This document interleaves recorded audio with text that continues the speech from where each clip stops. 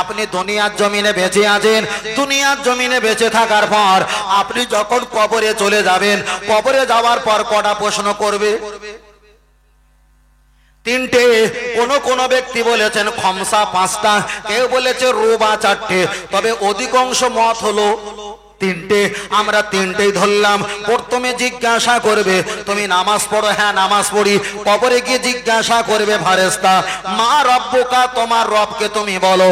আর আপনি যদি কবরে ভিতরে বলেন আমার রব হলো রব্বি আল্লাহ, আপনি বলেন আপনি জান্নাতি না জাহান্নামী?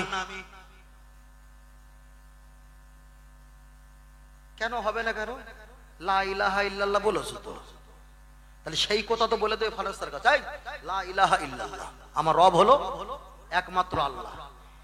ফেরেশতা আপনার কাছে দ্বিতীয় প্রশ্ন করার জন্য দাঁড়িয়ে থাকবে না চলে যাবে? তাহলে লা ইলাহা ইল্লাল্লাহ যদি শেষ হয়ে যেত, ফাইনাল হতো, তাহলে ওখানে দ্বিতীয় প্রশ্নের কোনো দরকার ছিল না। এখানে বোঝাতে হয়েছে ফেরাউনও বলেছিল আনা রাব্বুকুমুল আলা, আল্লাহ আমি হলাম আল্লাহ, আমি হলাম খোদা, কিন্তু আমার অন্তর জানে তুমি আমার আল্লাহ। ঠিক না বেঠি? আপনি যদি আল্লাহকে আল্লাহ বলে জান্নাত পেয়ে যাও, তাহলে ইবলিস ফেরাউন তারাও আল্লাহকে তোমার আগে মেনেছে, তারাও জান্নাত পাবে না। না, পরে জিজ্ঞাসা করবে ফেরেশতা ওমা দিনুকা, তোমার দিন কি? আমরা কবরে কি বলবো? ইসলাম। তাহলে ইসলাম হলো দিন। আপনি বলেন আমি ইন্নাদ দিনা ইনদাল্লাহিল ইসলাম, কবরে যদি বলেন আমার দিন হলো আল্লাহ পাকের ইসলাম ধর্ম, মনোনীত ধর্ম, ওই ফেরেশতা মুগুর নিয়ে দাঁড়িয়ে থাকবে না চলে যাবে?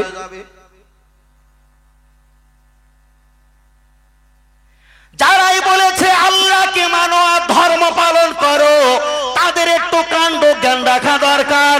কবরে আল্লাহকে আল্লাহ বলে শান্তি পাবে না, দিনকে দিন বলে শান্তি পাবে না। প্রথম তো টেস্ট পরীক্ষা হয়, লাস্টে হলো মোহাম্মদ। ওমাও দেখা যায় আমার নবীকা, তোমার নবীকে আপনি যদি বলতে পারেন ও হাজা মোহাম্মদ রাসূলুল্লাহ, উনি হলো আমার নবী মোহাম্মদ সাল্লাল্লাহু আলাইহি ওয়াসাল্লাম, নবী পাকের নামটা লাস্টে রেখেছে, ওটাই হলো ফাইনাল পরীক্ষা। নবীর নাম যদি বলতে পারো, আল্লাহর নামে জবাবটা তখন সবুজ রাইট চিহ্ন হবে, দিনের নামে জবাবটা সবুজ রাইট চিহ্ন হবে। এতক্ষণ জবাব দিয়েছো কিন্তু ফেরেশতা চলে যায়নি, ফাইনাল পরীক্ষার জবাব নেবার অপেক্ষায় ছিল। তাহলে যারাই বলেছে আল্লাহকে মানো, দিনকে পালন করো, এরা তো ফাইনাল পরীক্ষা জানে না, টেস্ট পরীক্ষা নিয়ে মাতামাতি। কিন্তু আমরা মুহাম্মদুর রাসূলুল্লাহ বলি, এটাই তো হলো ফাইনালের জবাব। আর একটু জোরে পড়ো, সারা বছর বেরহমাতে গা পড়ো, কোনো চাপ নেই, কোনো অসুবিধা নেই, কোনো জবরদস্তি নেই। কিন্তু কবরে গিয়ে বেরহমাতে গা জিজ্ঞেস করবে না, কবরে জিজ্ঞেস করে মুহাম্মদুর রাসূলুল্লাহ। ঠিক না বেঠিক?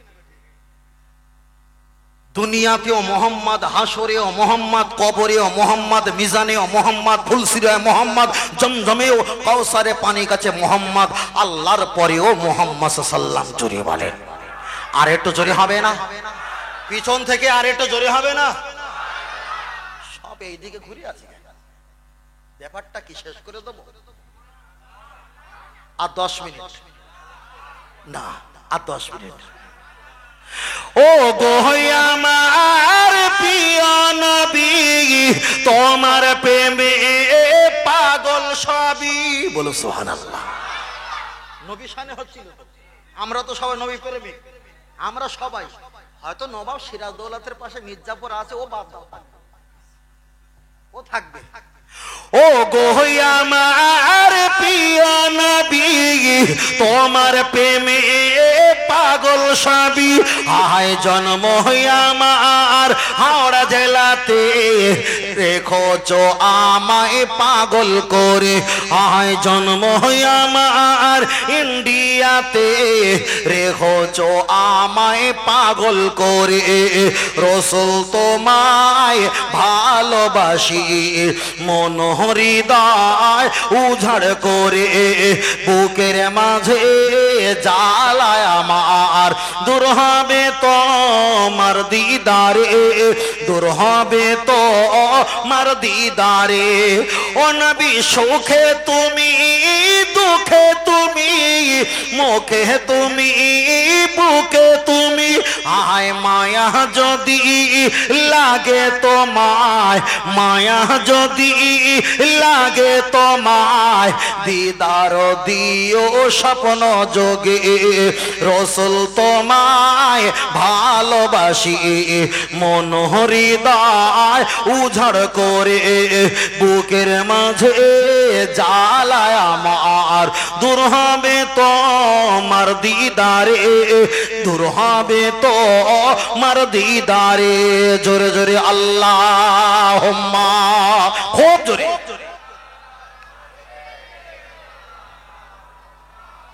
একেবারে হ্যালোজেনটা মুখোমুখি পড়েছে, আর এমনি গরম হয়।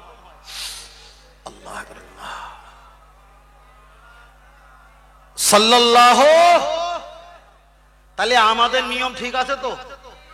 তোমার ডাক না শুনে কেউ না আসে তবে ব্যাস মিটে গেল, মিটে গেল, মিটে গেল। যার সঙ্গে সম্পর্ক রাখবে হাসরের মাঠে তার সঙ্গে হাসর নাসর হবে। আপনি যদি বেরাহমাতিকাওয়ালা হুজুরের সঙ্গে সম্পর্ক রাখেন হাসরের মাঠে বেরাহমাতিকাওয়ালা হুজুরের সঙ্গে তোমার লাইন হবে। আর আপনি যদি মোহাম্মদ রসুল্লাহ কলেমার সঙ্গে সম্পর্ক রাখেন ওই হুজুরের সঙ্গেও হবে হুজুরের হুজুরের হুজুর আমার আপনার নবীর সঙ্গে। বলুন সুবহানাল্লাহ। তাহলে আমরা আজকের ওয়াদাবদ্ধ করলাম তো বেরাহমাতিকা পড়বো পড়বো পড়বো, কিন্তু মোহাম্মদ রসুল্লাহ কখন আমরা ভুলবো না। একটু হাত তুলে আল্লাহকে দেখান। নারে তাকবীর, নারে তাকবীর, নারে তাকবীর। আমি বেরাহমাতিকার বিরোধিতা করেছি? পড়বো পড়বো, কিন্তু মোহাম্মদ রসুল্লাহ ভুলবো কেন? ওটা আমি বাদ দিলে আমারও ঈমান যাবে। তাহলে ওর চাইতে আফদাল হলো, শ্রেষ্ঠ হলো মোহাম্মদ রসুল্লাহ নবী বলেছে, কিন্তু এটাকে পড়া বেদাত হারাম বললে আমার ঈমান টানাটানি হবে। ওই জন্য ঈমান বাঁচানোর জন্য বলেছি বেরাহমাতিকা পড়বো পড়বো পড়বো, কিন্তু মোহাম্মদ রসুল্লাহ ভুলবো। তাহলে পাশে যারা মাইকে কান লাগিয়ে শুনছে যে মাল বলে কি, তাহলে তাদের পেঁচ মারা সব গন্ডগোল হয়ে গেছে না যায়নি? গন্ডগোল হয়ে গেছে, সব গন্ডগোল। যে এতক্ষণ ধরে যা আমাদের বিরুদ্ধে বলতো হয়তো বেরাহমাতিকা পড়লে গোনা হবে, ওরা হয়তো এটাই ভেবেছিল। আল্লাহ আল্লাহ। চলেন আমি আপনার কাছে বোঝাতে চেয়েছি, চলেন একটা বার আগিয়ে যাওয়া যাক। আল্লাহর কাছে যদি দুইজন ব্যক্তিকে হাজির করিয়ে দেওয়া হয়, আল্লাহ ইনি হলো গুনাহগার বান্দা আর ইনি হলো বিয়াদব বান্দা, আল্লাহর কাছে গুনাহগার ভালো না বিয়াদব ভালো?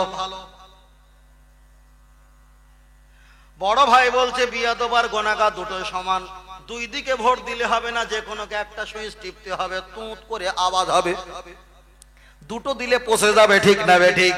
আপনি বলেন আল্লাহর কাছে বিয়াদব ভালো না গুনাহগার ভালো, কোনটা?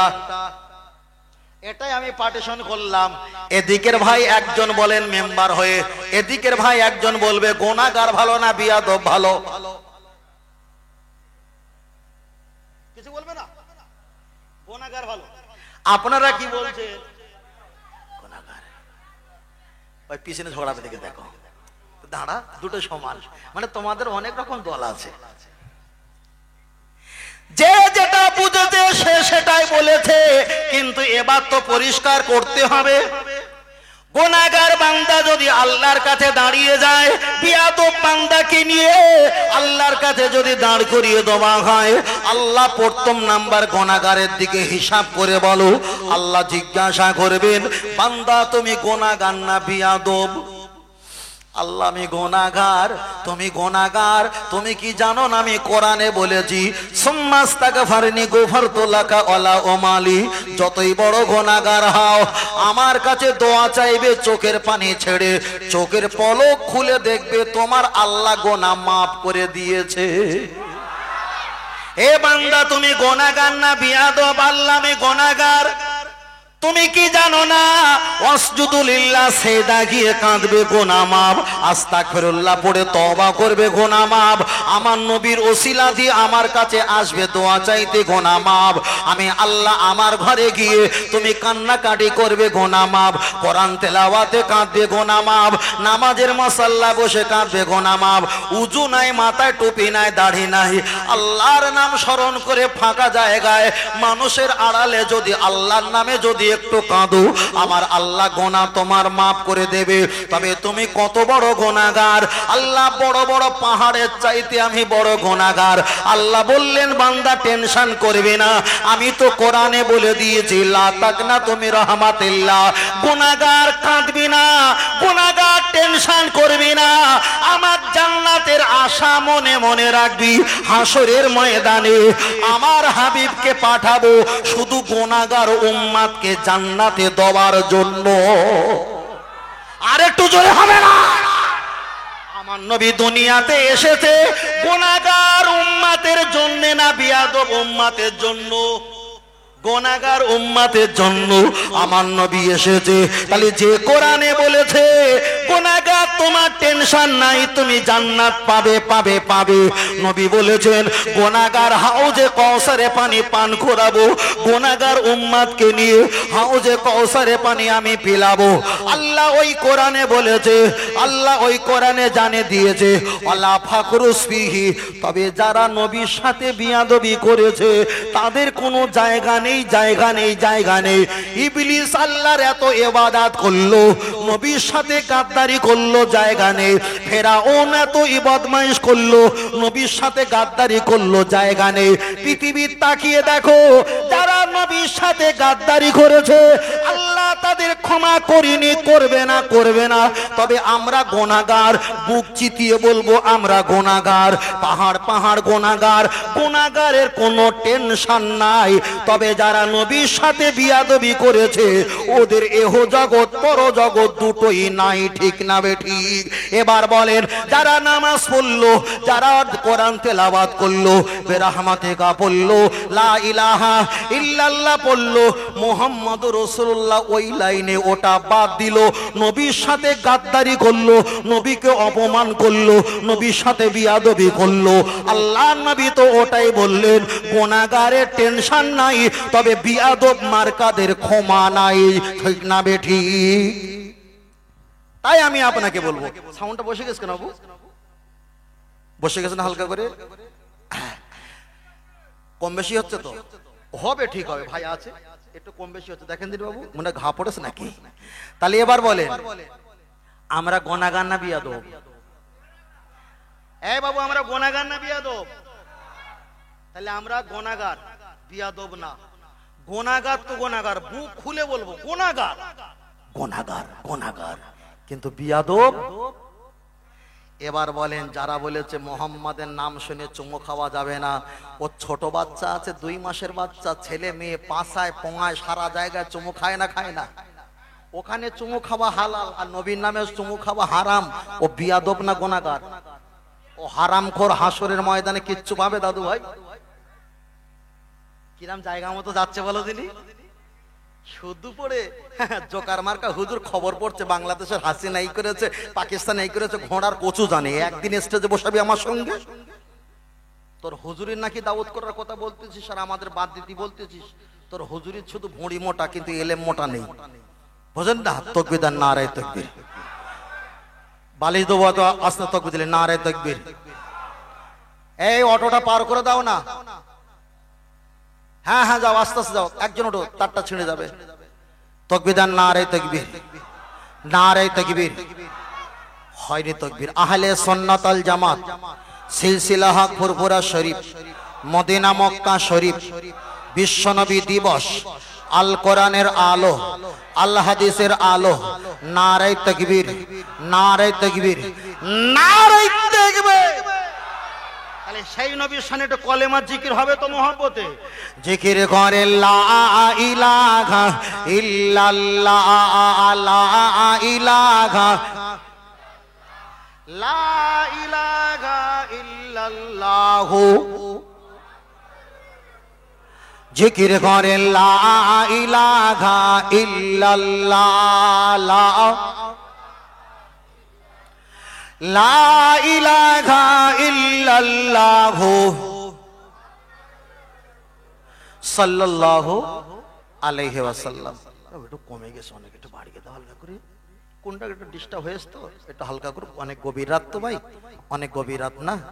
এখন এই আওয়াজটা তো মার্কেটে পৌঁছাতে হবে। ও মার্কেটওয়ালা বুঝুক যে বেরাহমত লাগে চালাচ্ছে এখন।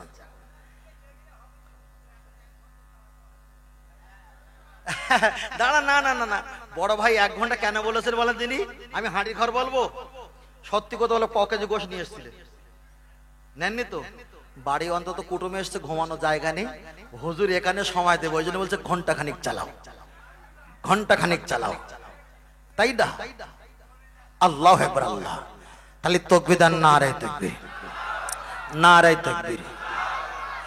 কত ভালো লাগে আমার নূর নবীর নাম, আরো ভালো লাগে নবীর মিলাদ কিয়াম, নবীর দরুদ সালাম, নবীর দরুদ সালাম। বলে সুবহানাল্লাহ। ভালো লাগে না? লাগে না?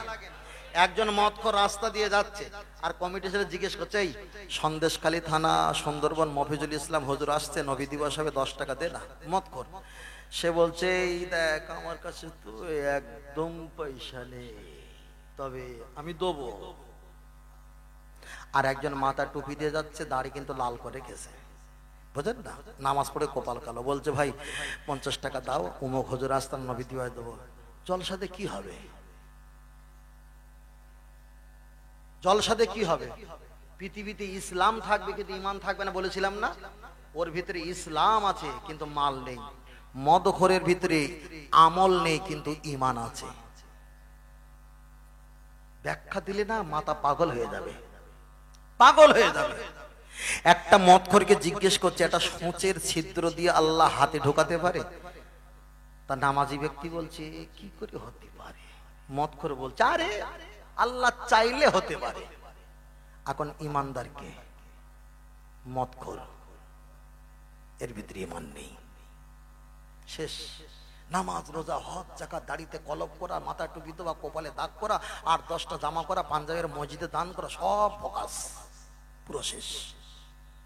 চলেন আমি আপনার কাছে বোঝাতে চেয়েছি, লক্ষ্য করে দেখা যায়। তাহলে প্রথমে বলছিলাম নবী সম্পর্কে, নবী সম্পর্কে অনেক কথা বলতে বলতে আমরা বিষয়টা অনেক দূর পর্যন্ত এসেছি।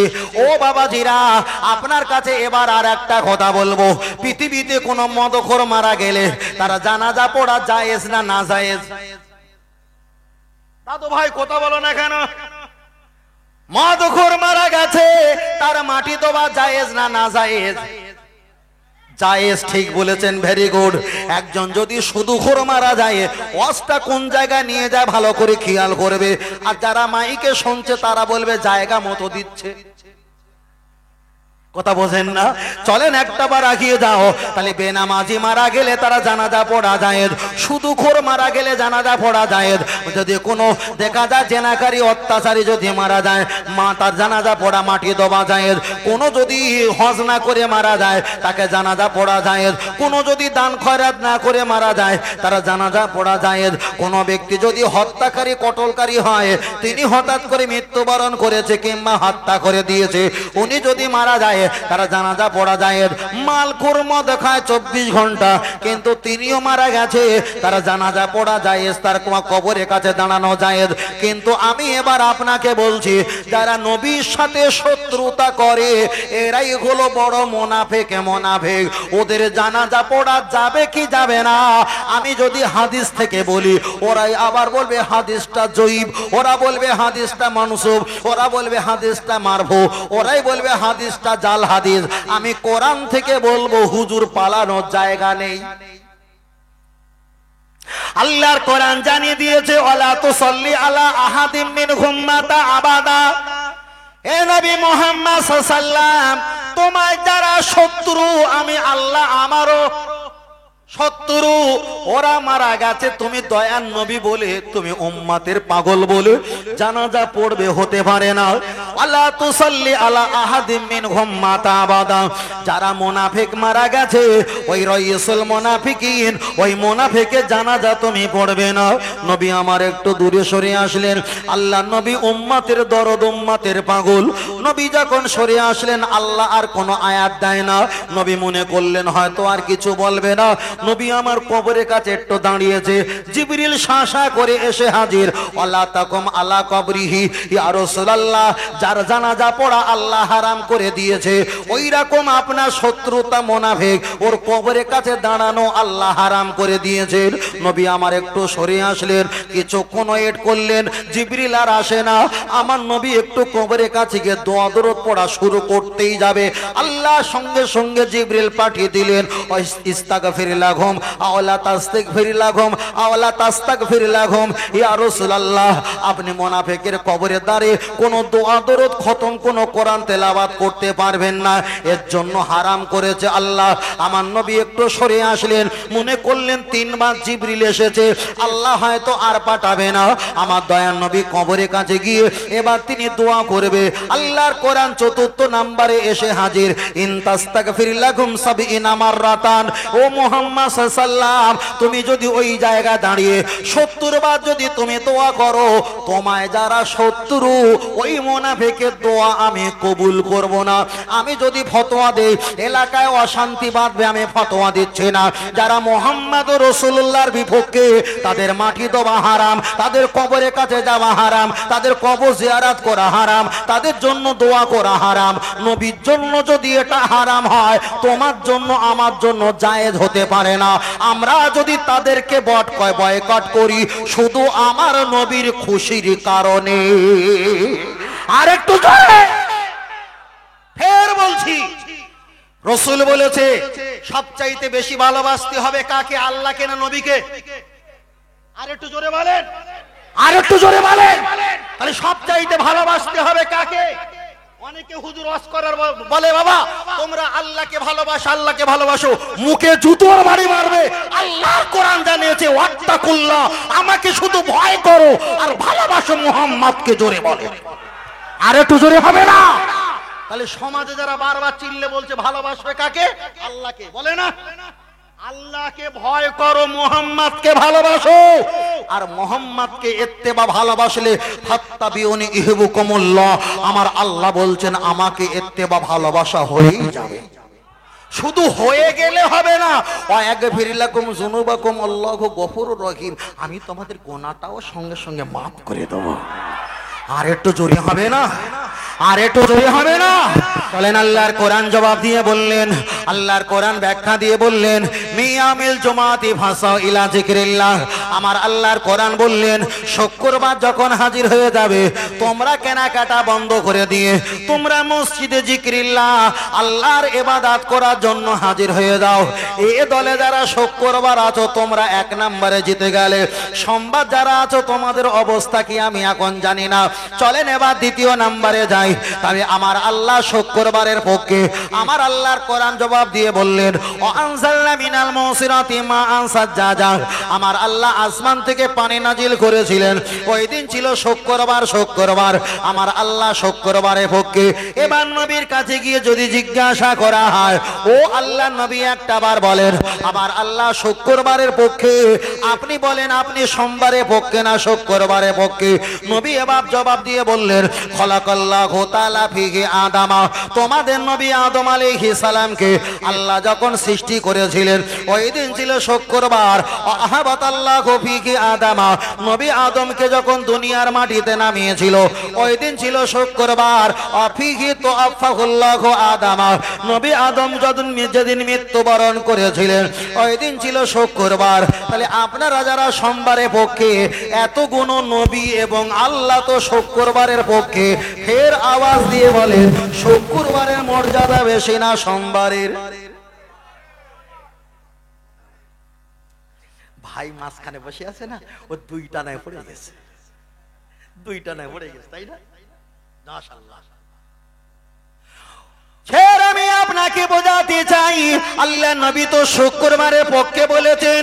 তামাম পৃথিবীর জমিনে নবীকে যখন আমার আল্লাহ পাঠিয়েছিলেন, আল্লাহ নবী হাদিস শরীফে বললেন, ও আমার সাহাবায়ে কেরাম জেনে রেখে দাও, আমি রাসূলুল্লাহ জানিয়ে দিই, খলাকাল্লাহু তাআলা, আল্লাহ নবী হাদিস শরীফে বললেন, ও খলাকা কুল্লা শাইইন মিন নূর, আমার নূরে আমার আল্লাহ পৃথিবীর জমিনে প্রথমে আল্লাহ দিন বানিয়েছে। প্রথমে ছিল রাত, রাতের পরে আল্লাহ কিছু বানায় না, দিন বানাচ্ছিল না। আমার ওসিলা আমার নূরের ফোঁটাতে আমার আল্লাহ যেদিন দিন বানিয়েছিলেন, ওই দিন ছিল বারে শুক্রবার। নবী আদম যেদিন জান্নাত থেকে বার হয়েছিল, ওই দিন ছিল শুক্রবার। জান্নাতে যেদিন প্রবেশ করেছিল, ওই দিন ছিল শুক্রবার। নবী আদমের দোয়া যেদিন কবুল হয়েছিল, ওই দিন ছিল শুক্রবার। নবী ইউসুফ আলাইহিস সালাম কুয়ায় পড়েছিল, ওই দিন ছিল শুক্রবার। নবী ইব্রাহিম আলাইহিস সালাম আগুন থেকে আল্লাহ হেফাজত করেছিলেন, ওই দিন ছিল শুক্রবার। নবী ইউনূস আলাইহিস সালাম মাছের পেট থেকে আল্লাহ হেফাজত করেছিলেন, ওই দিন ছিল শুক্রবার। নবী ইসমাইলকে জবাই যেদিন করতে গিয়েছিল, ওই দিন ছিল শুক্রবার। ও নবীর কলিজার টুকরি টুকরা ইমাম হোসাইন রাদিয়াল্লাহু তাআলা আন, ও যেদিন শহীদ বরণ করেছিল, ওই দিন ছিল শুক্রবার।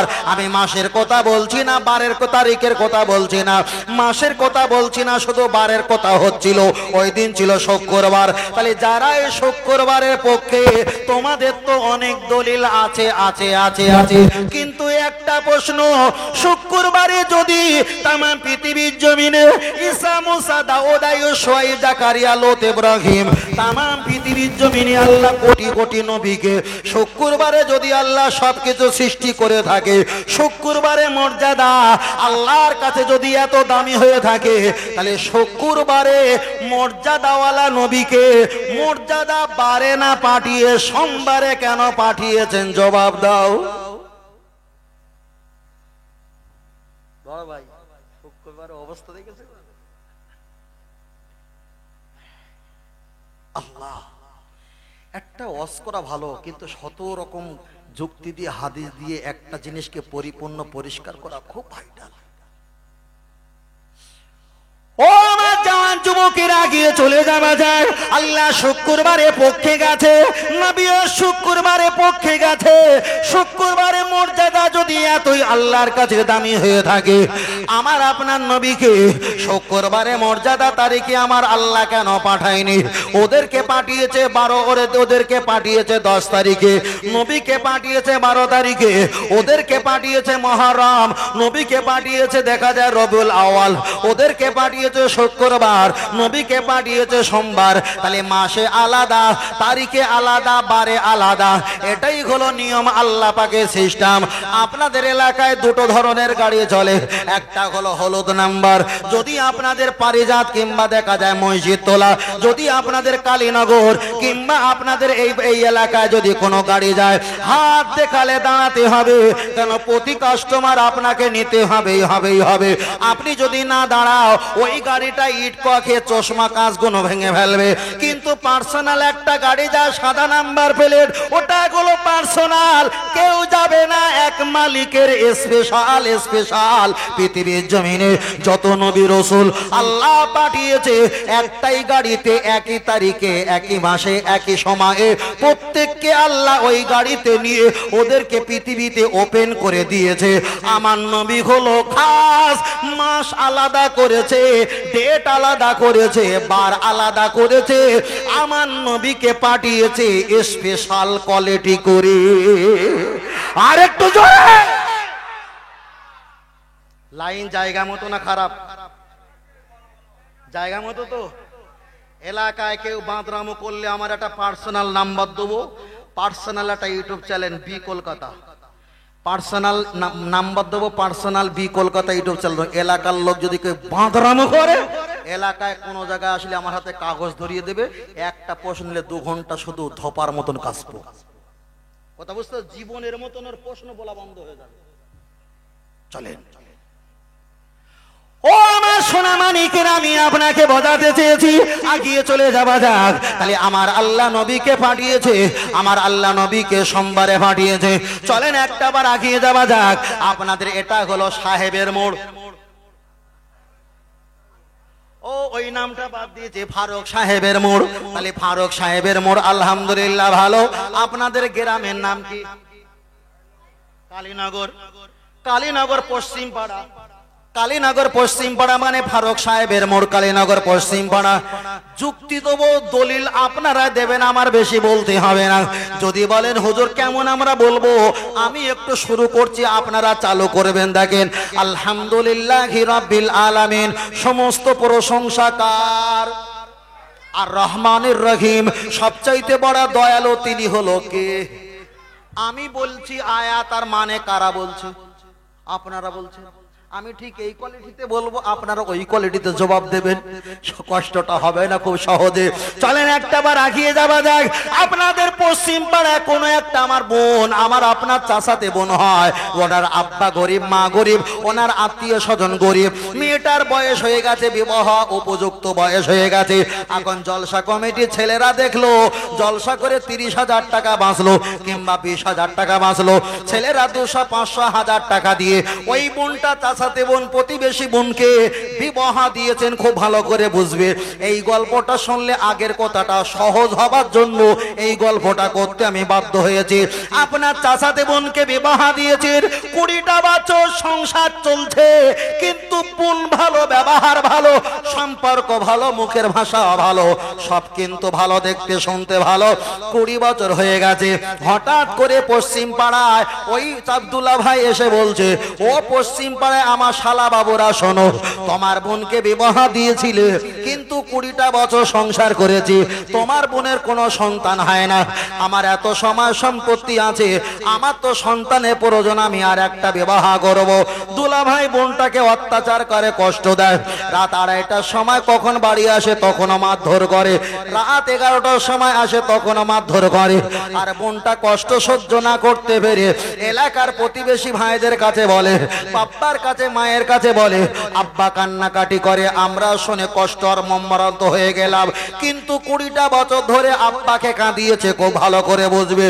কিন্তু 21 বছর যখন শুরু হয়েছে, রাত 2:30টার সময় আমার চাচাতে বোন ঠিক আপনাদের পশ্চিম পাড়ায় ফোন করে বলছে, ফিক ফিক করে হাসার আগে হ্যালো যখন বলেছে, আব্বাজি এবার মনে করলো আমার মেয়েকে হয়তো ফের মারধর করেছে। কিন্তু মোবাইলে কান্নার আওয়াজ 20টা বছর পেয়েছে, আজকের কান্নার আওয়াজ নেই। মেয়েটা ফিক ফিক করে, খিক খিক করে হেসে ফেলেছে। আব্বা জিজ্ঞাসা করে, মা আজকের তুমি না কেঁদে হাসলে কেন মা?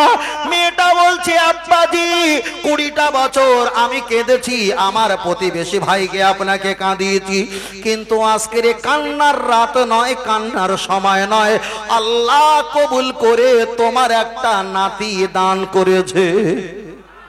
আর একটু জোরে বলে। চাচার মনে এবার আনন্দ না দুঃখ? আনন্দ।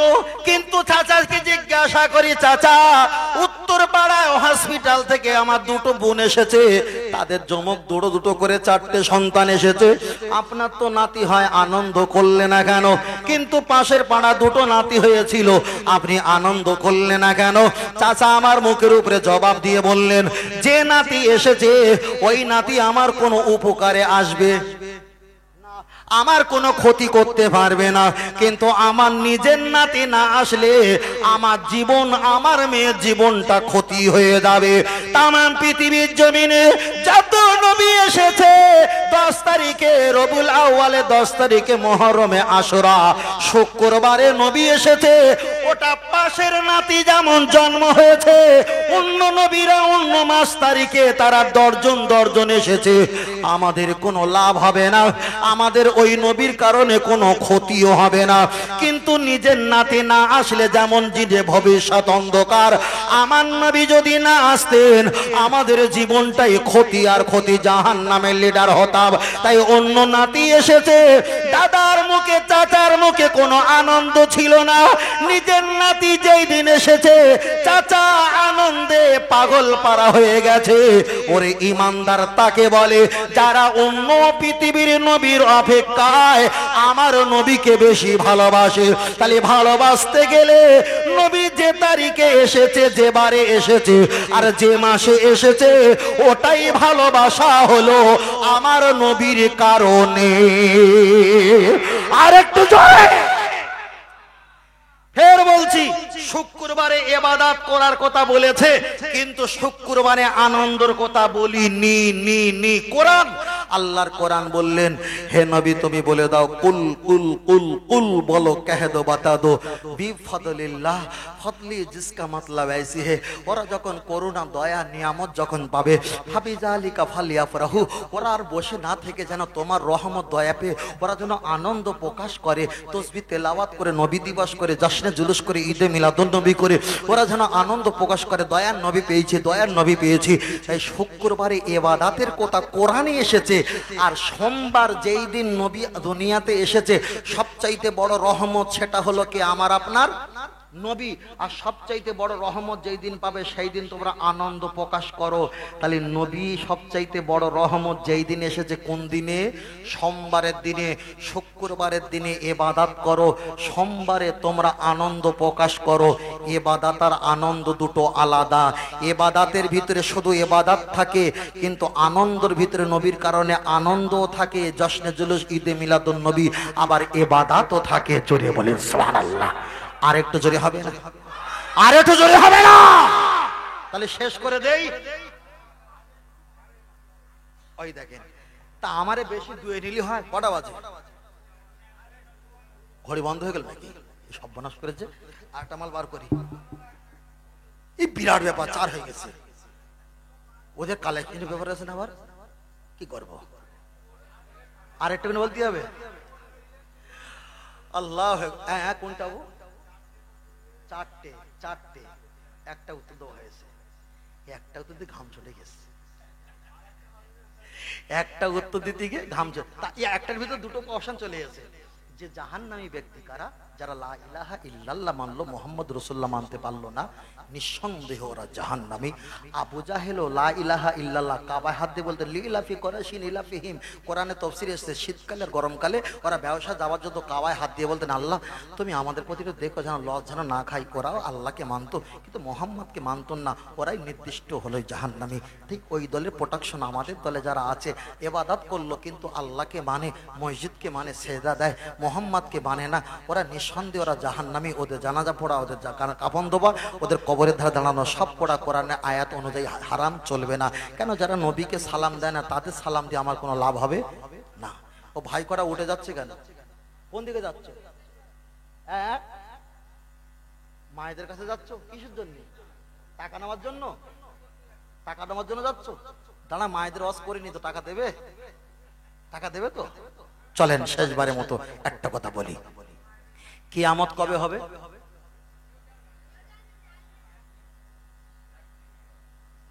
আমার ভাই বলতে কিয়ামত একদিন হবে।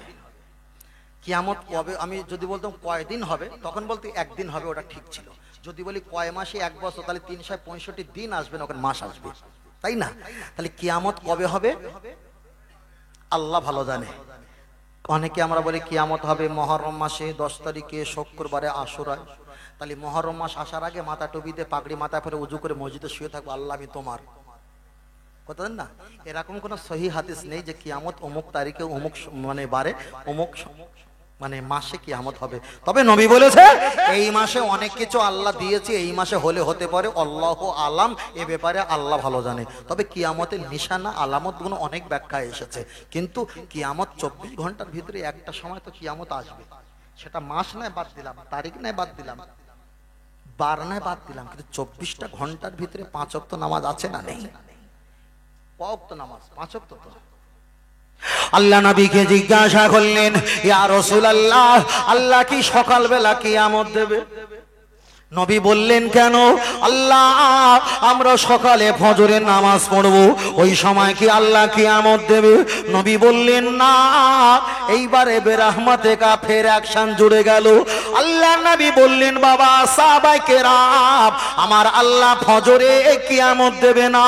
তার কারণ হলো একটা, ফজরে 2 রাকাত ফরজ নামাজ আল্লাহর নামে পড়ার আগে তোমার নবীর নামে 2 রাকাত সুন্নাত। তাহলে তোমার নবীকে আগে স্মরণ করে আল্লাহর ইবাদতে পা রাখতে হয়। তোমার নবী যেখানে সুন্নাত আছে ওই জায়গায় যদি আল্লাহ কিয়ামত দেয় আমার হাবিবকে অপমান করা হবে। এই কারণে আমি যেখানে আল্লাহর রহমত সেখানে আল্লাহর কিয়ামত গজব ওখানে নাই। হুজুর আল্লাহ কি জোহরে কিয়ামত দেবে? জোহরে কিয়ামত দেবে না। জোহরে 4 রাকাত ফরজ নামাজ পড়ার আগে তোমার হাবিবের দিকে তাকিয়ে 4 রাকাত সুন্নাত পড়তে হয়। ওখানে আমি নবী, ওখানে কোনো গজব নাই। হুজুর আসরে কি কিয়ামত হবে? আসরে কিয়ামত হবে না। আসরে 4 রাকাত ফরজ নামাজ পড়ার আগে 4 রাকাত সুন্নাতে গায়ের মুআক্কিদা, তবুও তো সুন্নাত। ওখানে আমার আল্লাহ কিয়ামত দেবে না কেন? আমি আছি। আল্লাহ পাক এশায় কি কিয়ামত দেবে? এশায় 4 রাকাত ফরজ নামাজ পড়ার আগে তোমার নবীর দিকে তাকিয়ে 4 রাকাত সুন্নাত নামাজ পড়তে হয়। ওখানে আমি নবী আছি, ওখানে আল্লাহর গজব কিয়ামত নাই। হুজুর কোন সময় কিয়ামত হবে? ইমাম সাহেবরা বলে এতটা আজান, এতটা ওয়াক্ত, এতটা জামাত শেষ, এটা হলো জবালাক্ত। ইমাম সাহেব হুজুর লিখে দিয়েছে। আল্লাহর নবী বললেন আসরের পরে মাগরিবের আগে এই সময় কোনো সুন্নাত নাই। এই সময় নামাজ পড়া মাকরুহ, নামাজ পড়া ইমাম সাহেবরা জবালাক্ত বলেছে, নিষেধাজ্ঞা জারি করেছে। আসরের পরে মাগরিবের আগে এই সময় কোনো সুন্নাত নাই। ওটাই হলো কিয়ামত আসার জায়গা। মানে নবী সুন্নাত নাই, দয়া মায়া রহমত নাই, ওটাই হলো কিয়ামত আসার জায়গা। কিন্তু এতটা সময় কিয়ামত হবে না শুধু আমার নবী থাকার কারণে। আরেকটু জোরে।